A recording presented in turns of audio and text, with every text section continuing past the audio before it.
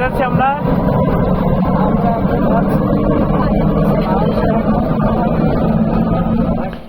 হ্যাঁ, আজকে আমাদের ডেস্টিনেশন বাংলাদেশের একমাত্র পাহাড়ি দ্বীপ মহেশখালী দ্বীপ।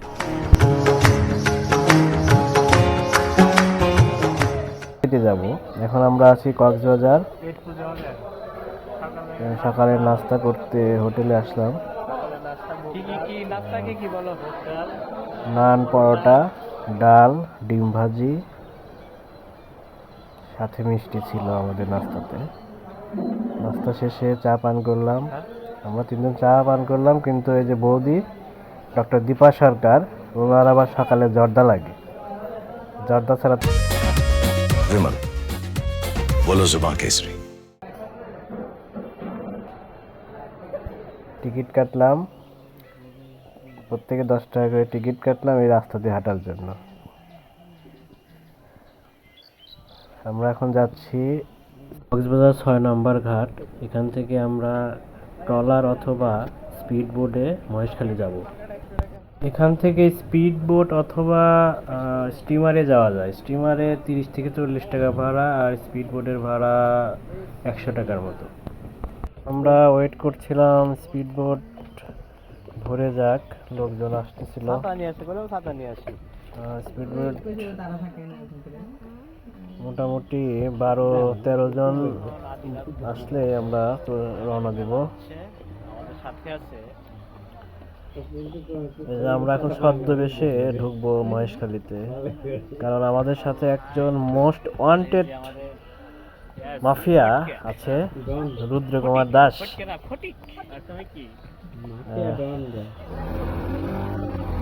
বোট ছেড়ে দিল।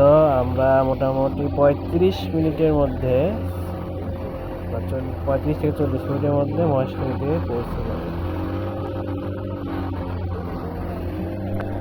এই নদীটার নাম হচ্ছে বাঁকখালী নদী। আমরা প্রায় 15 কিলোমিটার পাড়ি দিয়ে এখন মহেশখালীতে যাব।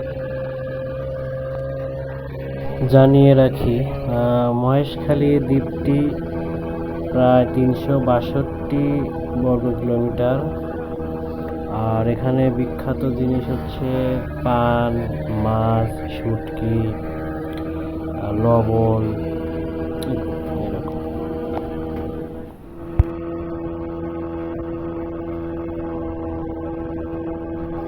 পঁয়ত্রিশ মিনিট সমুদ্রের মধ্যে থাকার পরে আমরা ফাইনালি মহেশখালী চলে আসলাম। এখন নামতে হবে। এই ব্রিজটির নাম হচ্ছে শুটিং ব্রিজ।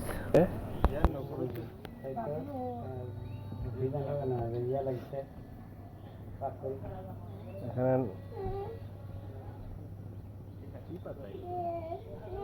নামতে একটু কষ্টই হয়। চলে আসলাম মহেশখালীতে।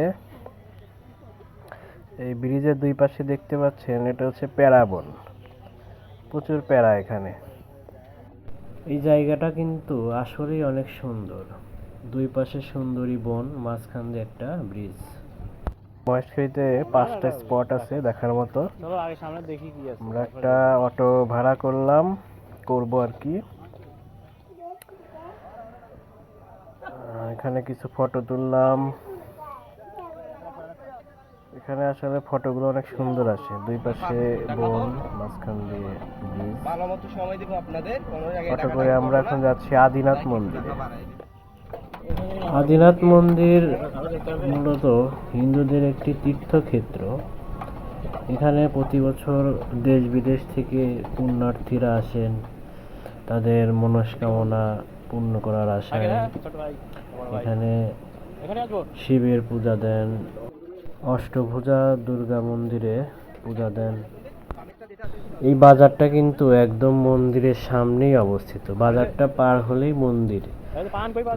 এই বাজারে অনেক ধরনের জিনিস পাওয়া যায়, তার মধ্যে ছোটদের খেলনাই বেশি পাওয়া যায়, সাথে কিছু পোশাক আশাক, পাহাড়ি পোশাক বিশেষ করে এখানে পাওয়া যায়।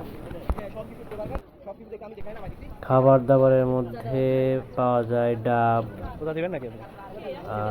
বিশেষ করে এখানকার বিখ্যাত পান পাওয়া যায়। আমরা পান ট্রাই করবো মন্দির থেকে ঘুরে এসে।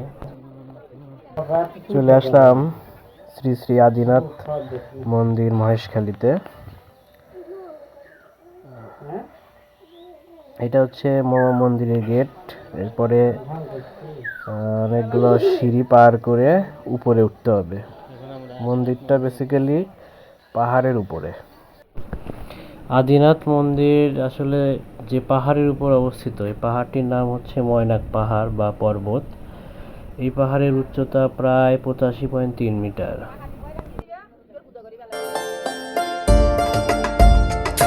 साथ हो वितराग हो आदिनाथ तुम मेरे नाथ हो तुम साथ हो वितराग हो तुम ध्यान। মন্দিরের ভেতরে ঢুকলেই দেখতে পাওয়া যায় গাছের সাথে সুতো পেঁচিয়ে রেখেছে যে পুণ্যার্থীরা তাদের মনস্কামনা পূরণের জন্য এগুলো করে। ध्यान हो आदि मेरे भगवान हो मेरे भगवान हो।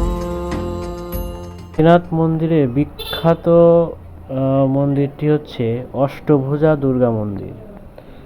এই মন্দিরের মূর্তিটা নাকি নেপাল থেকে আনা হয়েছিল কোনো এক সময়, এবং কথিত আছে এই মন্দিরে ত্রেতা যুগে রাম রাবণের যুদ্ধের সময় রাবণ নাকি কোনো একটা কারণে এখানে এসেছিল। মন্দির থেকে বের হলে মন্দিরের পাশ দিয়ে উপরে আরো পাহাড়ের উপরে ওঠা যায়। ওখানে উঠলে রাম মন্দির পাওয়া যায়। তো আমরা এখন রাম মন্দিরের উদ্দেশ্যে যাচ্ছি। মন্দিরটা আসলে এখনো কমপ্লিট হয়নি, এটার কাজ চলছে আর কি। ওই উপরে ছবিটা দেখতে পাচ্ছেন, সম্ভবত ওইটার মতো করেই তৈরি করা হবে মন্দিরটা। এখানে কিছু দেবদেবীর ফটো দেওয়া আছে। আমরা ওই মন্দিরে ওই টিনের যে চালটা ওখানে, ওটাই আসলে এখন মন্দির, ওখানে প্রণাম করে চলে যাচ্ছিলাম। মন্দির থেকে এখন পুরোপুরি বের হব। বের হয়ে আরও বাকি দুইটা মন্দির আছে মহেশখালীতে, সেই দুইটা দেখব। মন্দির থেকে বের হয়ে চলে গেলাম মহেশখালীর বিখ্যাত মিষ্টি পান খাওয়ার জন্য। যদি সুন্দর একটা মুখ পাইতাম, যদি সুন্দর একটা মন পাইতাম, সদর ঘাটের পানের খিলি তারে বানাই খাওয়াইতাম। যদি সুন্দর একটা মুখ পাইতাম, যদি সুন্দর একটা মন পাইতাম, সদর ঘাটের পানের খিলি তারে বানাই খাওয়াইতাম। আমরা চারজনে চারটা পান নিলাম। এখানে অনেক ধরনের মশলা দিয়ে আমাদের পানটি রেডি করা হচ্ছে। মহেশখালীর পান বেসিক্যালি মশলা ছাড়াই মিষ্টি লাগে। বাংলাদেশের মধ্যে এটা বিখ্যাত পান, মিষ্টি পান। পানগুলো অলমোস্ট রেডি। এখন আমাদের এই পানের খিলি বানিয়ে দিয়ে দিবে। যার পান নিয়ে রেডি, তার আগে একটা ফটো। ओ खई के पान बनारस वाला,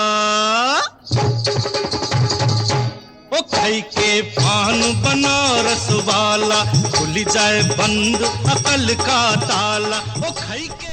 তারপরে চলে আসলাম লবণ তৈরির মাঠের মধ্যে আর কি। এই মাঠের মধ্যে সমুদ্রের জল আটকিয়ে বাষ্পীভবনের মাধ্যমে লবণ তৈরি করা হয়। এটা হচ্ছে মহেশখালীর বিখ্যাত স্বর্ণ মন্দির। বিভিন্ন কারণে মন্দিরটি এখন বন্ধ আছে, এখানে কাউকে ঢুকতে দেওয়া হয় না। এটা আরও একটা বৌদ্ধ মন্দির, এটাও কোনো এক কারণে বন্ধ আছে, এখানে ঢোকা যাবে না। আমরা বাইরে থেকেই কিছু ফটো তুললাম। এই তো, এরপরে চলে গেলাম মহেশখালীর বিখ্যাত শুটকি কেনার জন্য। বাংলাদেশের মধ্যে মহেশখালীতেই ভালো শুটকি পাওয়া যায়। এখানকার শুটকি আসলে বিখ্যাত এবং ফ্রেশ শুটকি পাওয়া যায় মহেশখালীতে। চাপা।